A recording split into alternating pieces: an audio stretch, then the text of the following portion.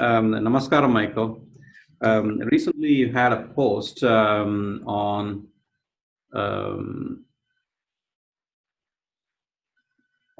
June 2nd about being self-attentive, not only in the waking state but also in the dream state, and you explained how to do that.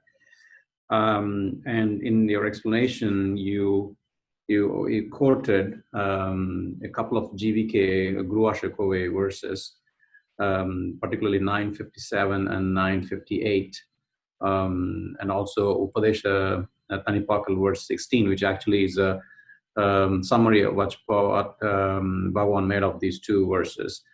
On verse 957, I will read your translation. Be not bewildered or disheartened, losing your mental resolve, thinking that sleep in dream has not been achieved.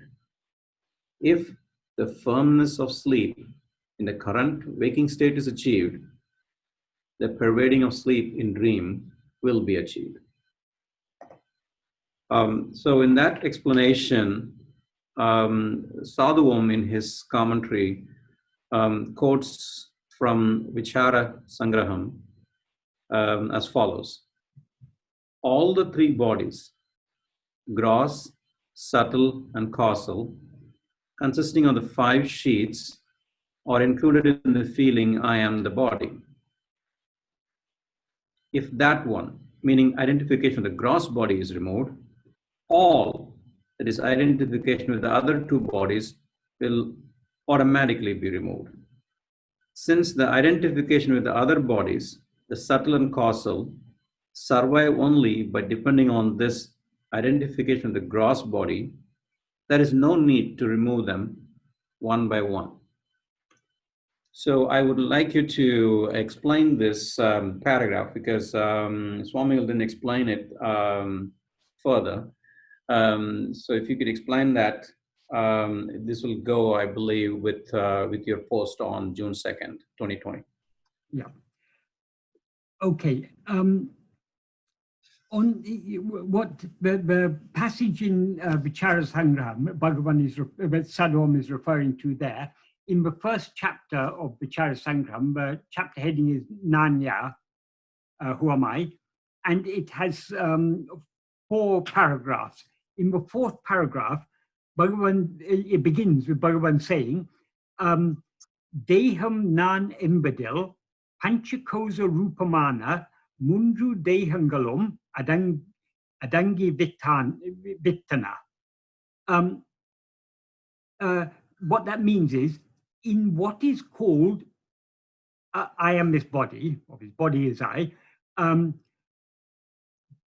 all the 3 bodies in the form of 5 sheaths are included. And then in the next sentence he says, adu oṇḍṛu nīkka-p-paṭṭāl. If that alone is removed, that alone is there referring to the I am the body. That is what he refers to in the first sentence as dēham nāṉ-eṇbadil, what is called I am a body, that is ego. So the ego is that awareness which is aware of itself as I am this body. So if that alone is removed, all are automatically removed. All here means all the 3 bodies consisting of 5 sheaths, all are automatically removed. Why is that? He explains in the next sentence, paṭṭṛiyē, maṭṛa dēhaṅgaḻum, jīvittiruppadāl, paṭṭiyēkam nīkka-t tēvai-y-illai. That means since the other bodies survive or exist or live by clinging to that is depending on that awareness, I am this body, it's not necessary, there's no need to remove from one by one. This is very similar to what Bhagavan,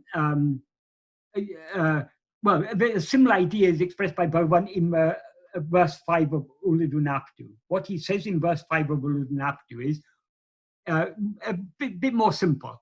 In verse 5 of Ulladu-nīkka-p-paṭṭāl, he doesn't mention the three bodies, he just mentions the five sheaths, but it amounts to the same thing. What he says is, Uru pañca-kōśa uru. The body is a form of five sheaths. Ādalal, aindum nāṉ-eṉum sollil aḍaṅgam. Therefore, all five are included in the term body. So when Bhagavan talks about ego being the false awareness, I am this body, he's not talking about, we are not aware of ourselves just as this gross body. We're aware of ourselves, I mean, just this physical form. We're aware of ourselves not just as this physical form, but this physical form is alive. So we're aware of the life within this physical form. And in this physical form, we're never aware of a dead body. So it's always a living body. So there's the physical form and the life. That's the first two sheaths, Annamaya-kōśa and Pranamaya-kōśa. We are also never aware of a sleeping body as it's always a waking body. And when we're awake, there is mind, intellect, and will, these three. So these are the five sheaths. So the mind here means the grosser functions of the mind is the Maṇadai-kōśa. The intellect is the Viඥāna-kōśa. That's the judging and distinguishing and discriminating and reasoning aspect of the mind. That's the intellect. And the subtlest aspect of the mind is the will. All our desire, well, all the vasanas that give rise to the desires, attachments, likes, dislikes, hopes, fears, and so on. So all these five we experience as one bundle. We never experience one without the other four. So according to Bhagavan, all these five are included in the term body. So when we're aware of ourselves as I am this body, that means we're aware of ourselves as I am not only the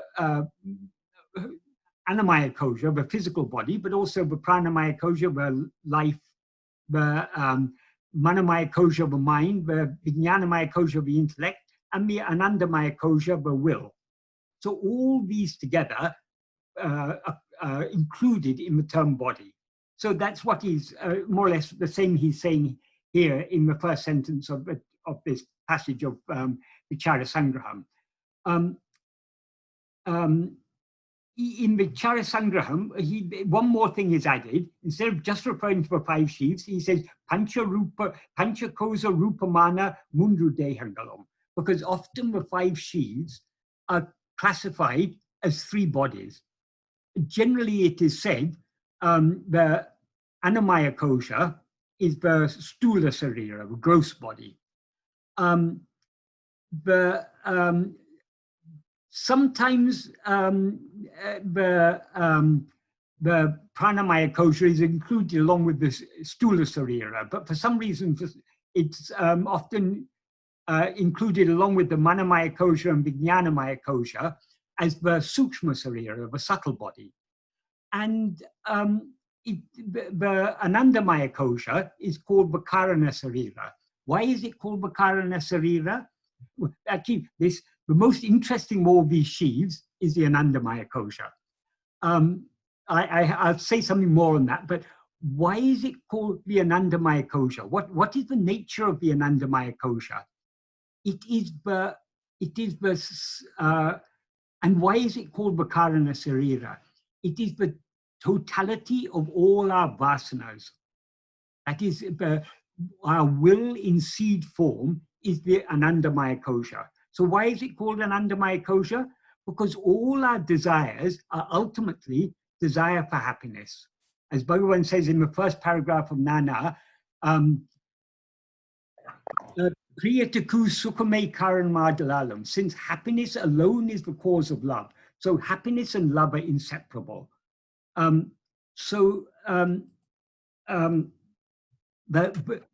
Because what we what all desires are ultimately, but the driving force behind all desires is desire for happiness. Whatever we may desire, we desire that because we believe we're going to get happiness from it.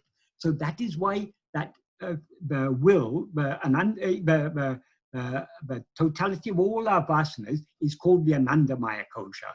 And why is it called the Karana Sarira?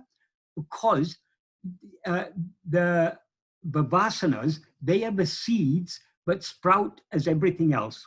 All the other 4 sheaths, they are all thoughts are sprouted forms of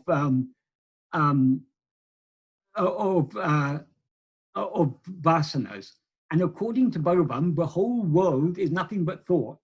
So the gross body is a thought, the prana is a thought, the mind is a thought, the intellect is all thought. It's all, everything sprouts from the vasanas. That's why the Anandamaya-kōśa, the will, is called the Karana Sarira. Karana Sarira means causal body. So this is how they're generally classified. Bhagavan generally didn't, because this is a conventional way of analyzing these 5 sheaths. Bhagavan sometimes went along with it. Like here, he just in passing reference, he says all the 3 bodies, which consist of 5 sheaths. But generally, Bhagavan talked more about the 5 sheaths than the 3 bodies. Because of one idea, but in Advaita philosophy, there are many different many explanations are given at different levels. One level of explanation is that the body we experience as I in waking is the stula sarira, the gross body. The body we experience as I in dream is the subtle body, sukshma sarira. And what remains in sleep is the karana sarira. That is only the seeds, the vasana, that alone remains in sleep. That is a very well-known explanation. That is the most common explanation. But that explanation doesn't, if we go deeper into the subject, as Bhagavan has, Bhagavan's teachings lead us deeper into the subject, and that explanation begins to fall apart. Firstly, why? Because according to Bhagavan, waking is nothing but a dream. So there is no difference between waking and dream. So now, Bhagavan often used to say, now you take this body to be the gross body. But when you're dreaming, the body you experience as I in a dream seems just as gross as this body seems to be now. So actually, and that's Bhagavan often used to say that. And another thing, according to Bhagavan, all these 5 sheaths are one package. We never experience one without the other. In dream, we experience what seems to be a physical body as I, and it's got a prana. We experience all the 5 sheaths in dream just as much as we do in waking. And in sleep, though it is often, for the sake of explanation, it is said what remains in sleep is just the karana sarira, because that is the seed from which everything sprouts. But there is no ego in sleep. So how can the vasanas exist in the absence of ego? Because whose vasanas are they? They're ego's vasanas. Can your desires exist without you there to desire? It's I who desire. So without I, there will be no desire. So there can be no karana sarira without ego. Since there's no ego in sleep, there's no karana sarira in sleep. Because people want explanations are often given just to satisfy people. But actually we don't, a lot of explanations are unnecessary. Some explanations are useful, but Bhagavan focused his entire teachings on whatever explanations Bhagavan gave, whatever philosophical arguments or explanations Bhagavan gave, they were all with one purpose and one purpose alone. That is to help us in our, to motivate us and to help us in our investigation of ourselves. So why it is said that the karana sarira exists in sleep in order to explain how we come out of sleep again. It's our desires drive us out again. The desires remain in seed form in sleep and may force the ego to come back into existence, to rise again in waking. But why do we need an explanation for why we rise out of sleep? Can we explain how the ego first came into existence? No, we cannot. As Bhagavan said, trying to explain how the ego came into existence is like trying to explain how the son of a barren woman was born. We can never explain how the son of a barren woman was born, because there's no such thing as the son of a barren woman. If she's barren, she has no son. If she has a son, she's not barren. So the son of a barren woman is something that is completely non-existent. It's logically impossible to have such a thing as a son of a barren woman. Bhagavan says ego is as non-existent as the son of a barren woman. So just like you don't need to explain the birth of a barren woman, you don't need to explain the existence of ego. Why don't we need to explain the existence of ego? Because if we investigate what this ego is, we find there's no such thing at all. So why should we look for an explanation for something that doesn't actually exist? Since we don't need to explain why the ego first came into existence, why do we need to explain why it comes into existence at the beginning of any dream, or the beginning of any waking, any dream that seems to be a waking state? So we don't need to explain it. It is much more useful to understand that in sleep, what exists, though it's often said sleep is a state of darkness, and that darkness is where is all the vasanas together make up that darkness, or there's so many different explanations, variations on the theme are there. But why, according to Bhagavan, sleep is a state of pure awareness. In sleep, ego has subsided, and as he says in verse 26 of Ulladu, ahande undayan anatum undahum. If ego comes into existence, everything comes into existence. Ahande indrail indruanatum. If ego doesn't exist, everything doesn't exist. Since there is no ego, there is no I am a body awareness in sleep, there is no need for since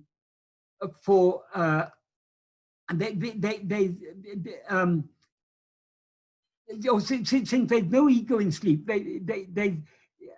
there's what remains in sleep is just pure awareness, which is our real nature.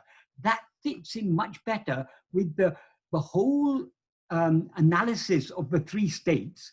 Why do we analyze the three states of waking, dream, and sleep? To understand what we are not.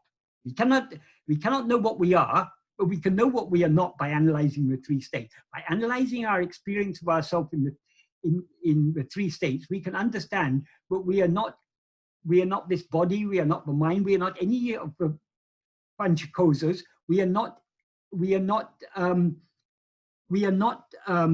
any phenomena, because in sleep we exist without any of these things. We are not even the ego, because in sleep we exist without rising as ego. So sleep is a state of pure awareness. If we understand that is, if vasanas exist in sleep in seed form, then ego must exist in sleep in seed form. If ego exists in sleep in seed form, then what logical reason do we have for saying that ego is not ourself? Because at least that seed form of ego may be what I actually am. So to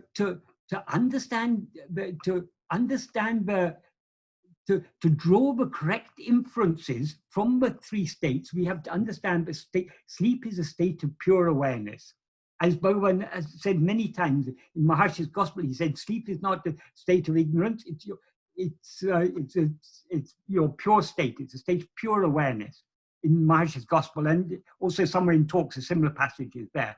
But in Guru Vachika, he says it even more clearly, but there is no, but what we mistake to be sleep appears to be a state of darkness only from a perspective of ego in waking and dream. In sleep, there is no ego, there is just pure awareness. So, a lot of explanations that are given in Advaita philosophy are actually unnecessary explanations, and they are distractions. Why those explanations were given? Because many people who are not ready to go deep who are not ready to accept Advaita, or are not ready to accept it, to go deep into, to accept the deeper principles of Advaita. They want explanations. So they're given explanations to satisfy them at their level. But if we want to go deep, we have to accept that sleep is a state of pure awareness. So this classification of the 5 sheaths into 3 bodies and their connection with the 3 states is not actually so useful. The 5 sheaths all exist in waking and dream. They don't exist in sleep. But why don't they exist in sleep? Because there's no ego in sleep to say, I am this body. So it's only when we rise as ego that we seem to be these 5 sheaths. And when we seem to be one of the 5 sheaths, we seem to be all the 5. We're never aware of ourselves as a mind without a body, or as a body without a mind. We're never aware of ourselves without desire. So the will is always there. When we always have the power of judging, so intellect is always there. But mind is always functioning, the thinking, the remembering, the perceiving. These are all the grosser functions of mind. They're also there. The life is there, the body is there. It's all one package we experience it. So according to Bhagavan, Udal pañca-kōśa uru, the body is a form composed of 5 sheaths. Ādalal, udal ennum solil, aindum adungam. All these 5 sheaths are included in the term body. So that is essentially what he's saying here in the first sentence of this passage in Vicāra Saṅgraham. And then what he says in the next sentence, if we remove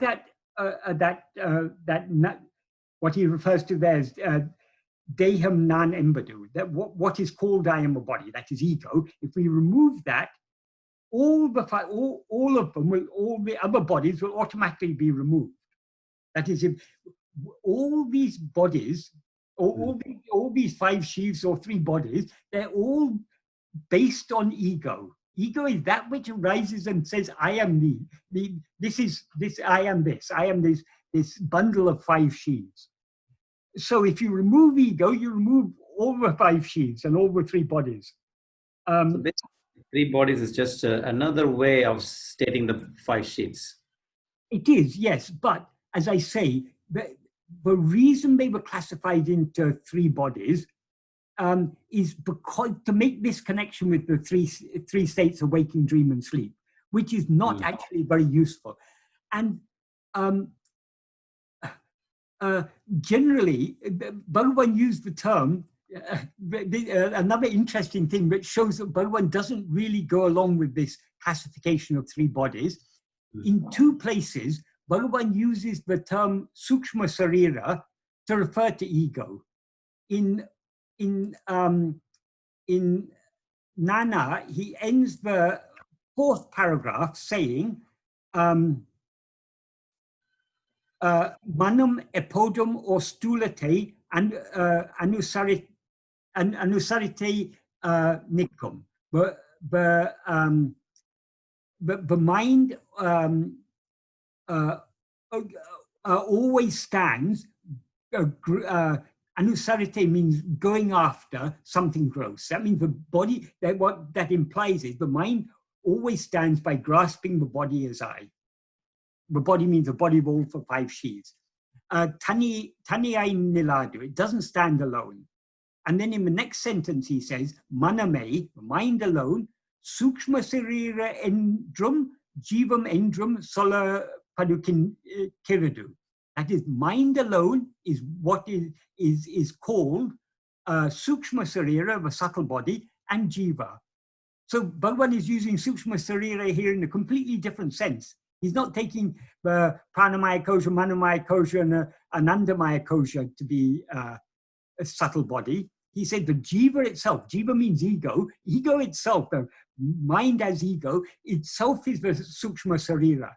Likewise, in verse 24 of Ulladu-nīpadu, he uses the term, that is what he says in Ulladu-nīpadu, in verse 24 of Ulladu-nīpadu is Jado udal nāṉ-eṇbadil, the body which is jada, which is non-aware. The non-aware body does not say I. when he says does not say I, that's a metaphorical way of saying it's the body is not aware of itself as I. Because why? Because it's jada. It's not aware. There's no, what is aware is not only the physical body is not aware, all the five sheaths are not aware. What is aware of itself as I am these five sheaths is ego. So our desires are not aware. Our reasoning is not aware. Our thoughts, our memories are not aware. The prana is not aware. The body is not aware. What is aware is I. So Bhagavan says, but jada udal. Udal here he's referring to all the five sheaths. Jada udal nāṉ-eṇbadil. The sentient body does not say I. Satchit udiyadu. Being, that is satchit means the existence awareness or being awareness. That is the awareness of our own existence. I am. Udiyadu does not rise. So being awareness does not, the body, insentient body does not say I, being awareness does not rise. In between one thing, I, rises as the extent of a body. When he says in between here, he's saying in between in a metaphorical sense, because obviously the body and being awareness are not two different things, because without the satchit, there can be no body, because satchit is the base of the screen on which. So he says in between here, he's using in between in a metaphorical sense, because the I that rises is not either the body, nor is it the being awareness. It's something that borrows the qualities of both. So for example, if you say, if there's a story has come out in the newspaper and you ask, is it true? I'll say, it's not true and it's not false. It's somewhere in between. That means it's got elements of truth and it's got elements of falsehood. It's not entirely true, it's not entirely false. So in that sense, Bhagavan says in between. So in between in sentient body and the being awareness, one thing, I, rises as the extent of a body.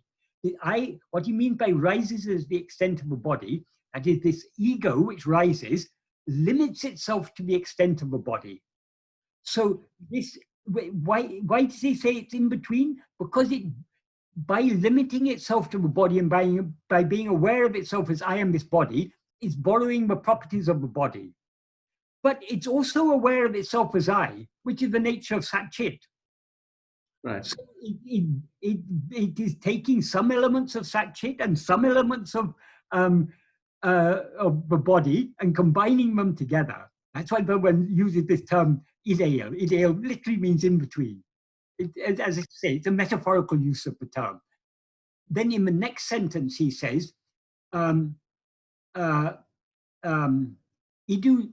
chit jadagranti. This is chit jadagranti. Chit jadagranti means the not, the awareness, non-awareness, not literally. That means it is the not that is formed by the entanglement of awareness with non-aware adjuncts, with the body. So this I am the body awareness is a mixture of awareness and the insentient body. So it's chit jadagranti.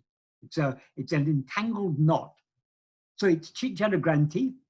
It is bandham. Bandham means bondage. Jivan means jiva. Nūpamē is a Tamil word, a Tamil term, that means subtle body. So it's equivalent to sukshma sarira. It's a subtle body. Ahande, ego. Ichamsaram, this samsara, manam. So it's all these things. That is this I that rises, this ego, is all these things. It's chit jadagranti, it's bondage, it's jiva, it's the subtle body, it's samsara, and it's mind. So Bhagavan is used in both these places, both here and in the fourth paragraph of nāṇ-eṇbadil. Bhagavan is using the term subtle body in an unconventional sense to refer to ego. Why? Because he doesn't really, the classification of the three, the classification of the five sheaths into three bodies is irrelevant in Bhagavan's teachings, because Bhagavan doesn't distinguish between waking and dream, and he doesn't accept that in sleep there is ignorance. state.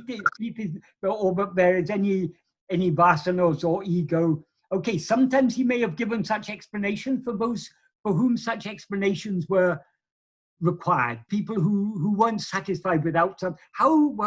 If something must remain in sleep, because how ego comes out again, it must at least be there in seed form, and it must. What makes it rise again? It must is its desires. So its desires must also be there in seed form. So people who want such explanations are given. But if we want the core principles of Bhagavan's teaching, Bhagavan doesn't accept that there is ignorance in sleep. He doesn't accept that there's any difference between waking and dream. He doesn't accept that we ever experience any one of the five sheaths without experiencing all of them. All are included in the term body. So we should just keep it simple. Exactly. Keep it simple.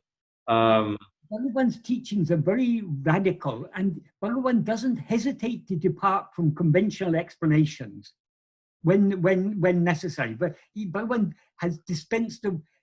If you want to study Advaita, you can spend a lifetime studying Advaita and still be learning more and more and more. There are hundreds or probably thousands of texts of Advaita, many very deep, subtle arguments and things. All those were in the context. In ancient days in India, there were many systems of philosophy. They were all competing with each other.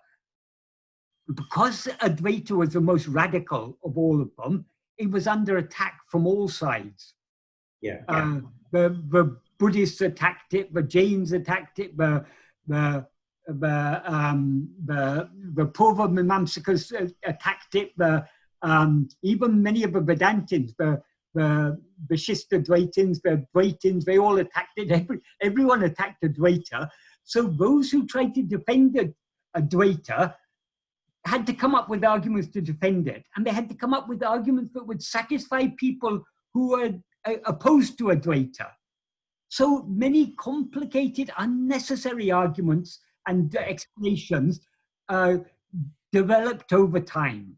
There's a historical context for all these things, but there's still many Advaitins who, there are many Advaitins who are not ready to go deep into Advaita. For example, the majority of Advaitins, now as in the past, are not ready to accept what Bhagavan taught, which is Drishti Shrishti Vada. They're much more comfortable with their own form of Shrishti Drishti Vada. That is, they think the world exists independent of our perception of it. They think there are many jivas, not just one jiva. So Bhagavan's teachings, Bhagavan's is the purest and most radical form of Advaita, which will not be acceptable to most people who consider themselves to be Advaitins. So the explanations I've given now, if you go to any scholars, any Advaitic scholars, they'll say, oh, this fellow, he doesn't know what he's talking about. He's talking nonsense. And if we point out, this is what Bhagavan said, they'll feel a little uncomfortable because they don't want to say anything against Bhagavan. But there are some Advaitins who even criticize Bhagavan. They say because Bhagavan didn't have proper training, he never studied under a proper guru, he never studied all the Upanishads and the Prasthana-traya and the commentaries on the Prasthana-traya, so he's not really qualified to be a guru. So he made many mistakes. There are those who actually say that about Bhagavan. They are not ready to accept Bhagavan as the source of all these Upanishads and from where do the Upanishads, Brahma Sutras and Bhagavad Gita, where do they all come from? They all come from Bhagavan. But they say, Ramana Maharshi is just born just 120 years ago or so. What does he know? This is going back hundreds of years, thousands of years. He's been there for a long time. So who is he to challenge all these things? So the more that we express Bhagavan teaching, there will be we will be attacked not only by all the other schools of philosophy, even the Advaitins will attack us. But we don't mind, because as Bhagavan said, we haven't come here to argue with others. Bhagavan says, he begins oṇḍṛu with a couple of verses, that in verse 2, he says, each religion initially accepts three fundamentals, that is the world, soul, and God. Contending only one fundamental stands of the three fundamentals. Three fundamentals are always actually three fundamentals, is only so long as ego exists. That it's only, all these philosophical arguments are only for ego. Only ego will like to engage in all these philosophical arguments. And he ends by saying, destroying I, standing in the state of oneself is best. That is, getting rid of this ego and being as we actually are, we are free of all these philosophical contentions. And then in the third verse, he says, what is the use of disputing? The world is real. No, it's an unreal appearance. The world is sentient. It is not. The world is happiness. It is not. Leaving aside all thought about the world and investigating or knowing oneself, thereby putting an end to all disputes about duality and non-duality, 1 and 2, he says, that state in which I, the ego, had thereby perished, that is agreeable to all. So we haven't come here to engage in arguments with anyone, but Bhagavan has so let others, if they want to disagree with us, if they want to disagree with Bhagavan, or they may say, oh, no, this Michael is just misinterpreting Bhagavan. That's not really what Bhagavan meant. Let them say whatever they want. We are not here to argue with anyone. We have only one enemy, one opponent that we need to tackle with. That is ourself, this ego. If we tackle this ego, that is sufficient. So it's people, according to why, another reason why so many different explanations have been given, so many different levels of explanation have been given, is to suit different levels of maturity. Not everyone is to accept drishti shrishti vada, which implies ekajiva vada. For many people, it's a tough one to swallow. Many people are just not willing to swallow that. So more diluted explanations are given to suit their needs.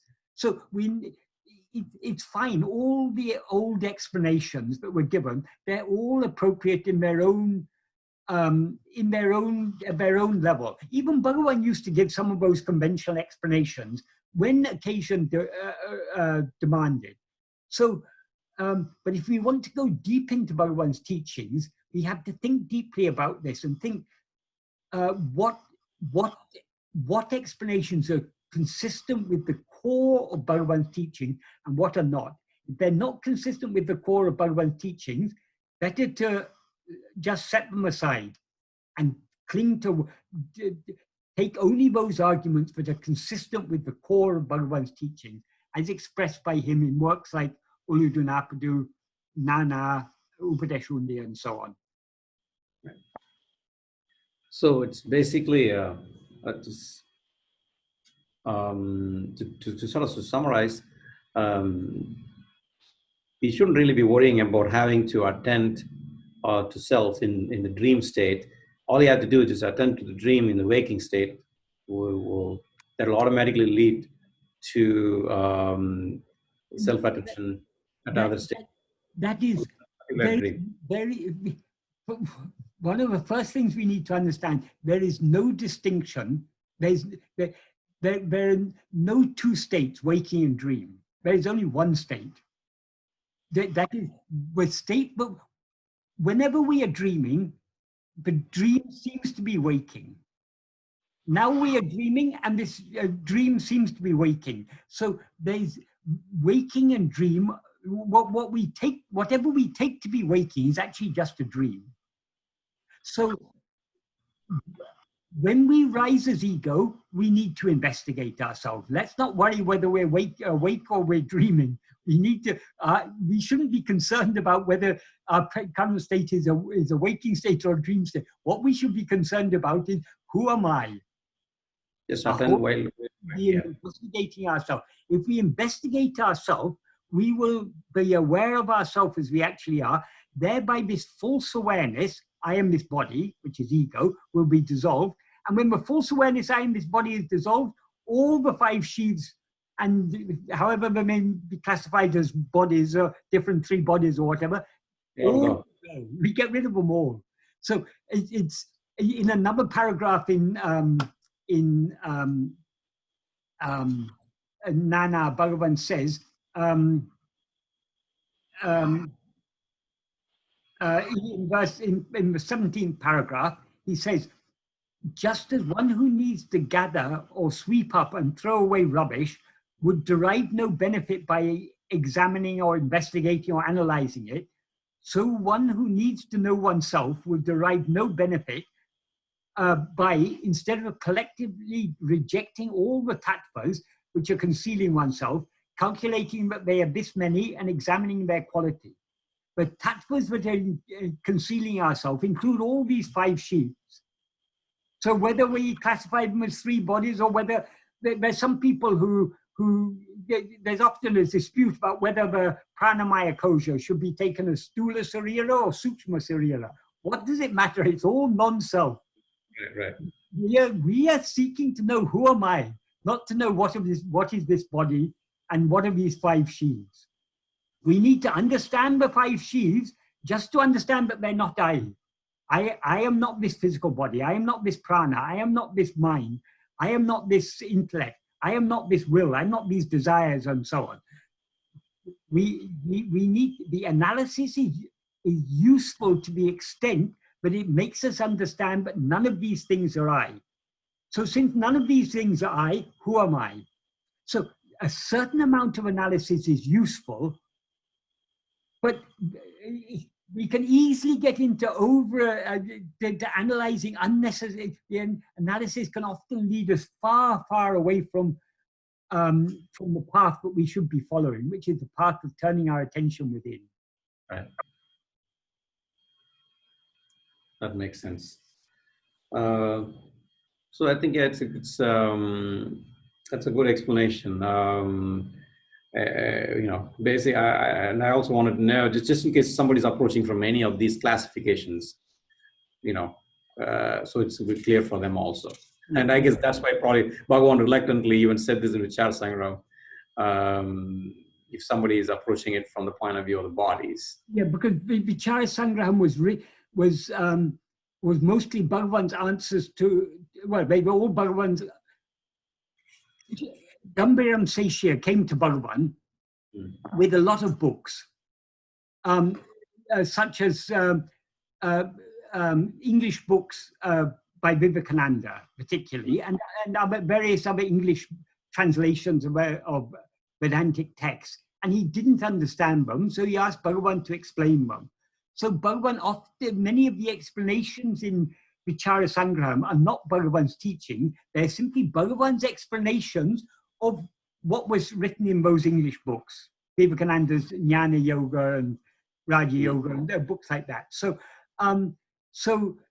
there are Bhagavan's teachings do come here and there in like the basic idea in this passage, but all we need to do is get rid of the dēhatma buddhi, the ego, the awareness, I am this body. If you get rid of that, you get rid of everything. You get rid of all the bodies, all the 5 sheaths. That basic idea, that is an idea of Bhagavan. The fact that he mentions the 3 bodies here is because of the context in which he gave this explanation.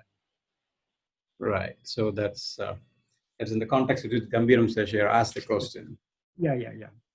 But generally, Bhagavan didn't talk about these 3 bodies. Generally, he often talked about the 5 sheaths, because the 5 sheaths are very clear. We can easily point out, yes, we're all aware of a physical body. We're all aware this physical body is alive, there's breathing and everything. That all the physiological processes, the life processes. That's the pranamaya-kōśa. We know the mind. The mind is the perceptions, memories, thoughts, emotions, and everything. The grosser aspects of the mind, that's manomaya-kōśa. The intellect, we are all aware of there's an intellect. So that's there's no clear dividing line between manomaya-kōśa, between mind, intellect, and will.